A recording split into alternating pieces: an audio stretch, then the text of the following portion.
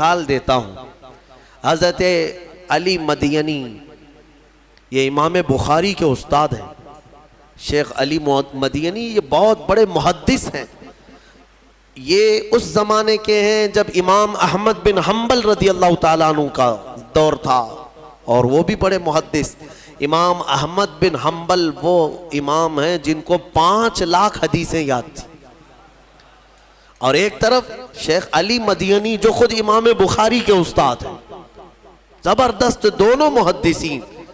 लेकिन कुछ मसाइल में दोनों में इख्तिलाफ था। मसाइल में इख्तिलाफ हर ज़माने में रहा है, लेकिन कैसी शफ़ाफ़ियत के साथ। सुनो मैं बताता हूँ। इमाम अहमद बिन हम्बल अपने शागिर्दों को लिए बैठे पढ़ा रहे थे, और दर्स चल रहा था। इसी दौरान शेख अली मदीनी अपने घोड़े पर सवार होकर बहुत जलाल में आए।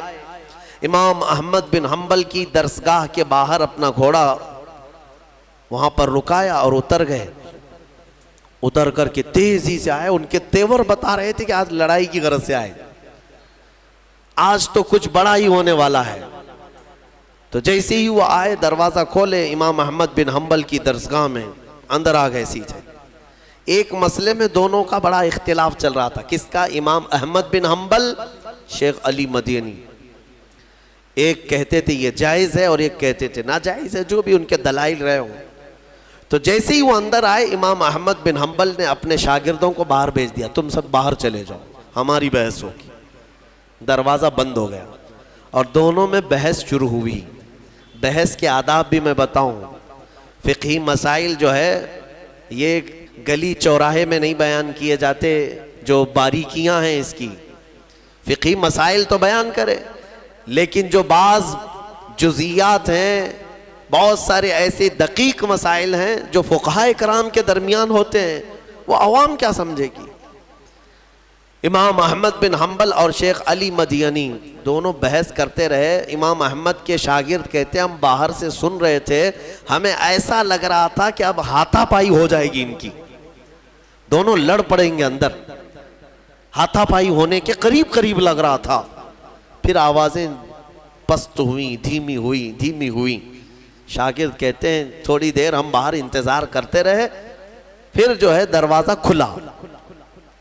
खुला तो शेख अली मदीनी अभी भी गुस्से में ही थे।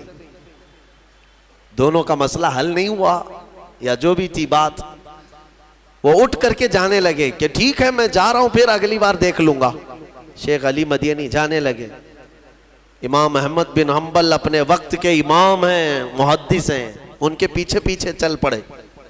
तवज्जो चाहता हूं, जब शेख अली मदीनी अपना घोड़ा आगे करते हैं, घोड़े पर चढ़ने वाले थे, इमाम अहमद बिन हम्बल उनके पैरों के नीचे अपने दोनों हाथ रखते हैं।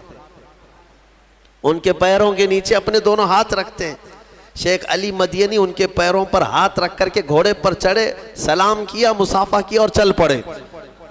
शागिर्द कहते हैं हम देख रहे थे ये अंदर अभी हाथापाई की नौबत और इस कदर सख्त इनकी बहस, और बाहर देखो तो ये घोड़े पर चढ़ने के लिए अपने हाथ दे रहे हैं उनके पैर के नीचे।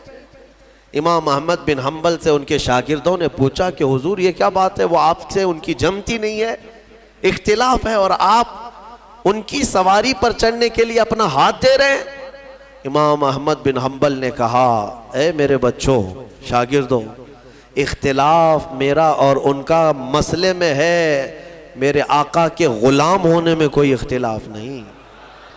तुम जानते नहीं अली मदीनी को वो अहादीस का ज़ख़ीरा सीने में रखते हैं, अगर तुम्हें उनका मकाम मालूम हो जाए तो उनकी मट्टी सुरमा लगाने के काबिल है।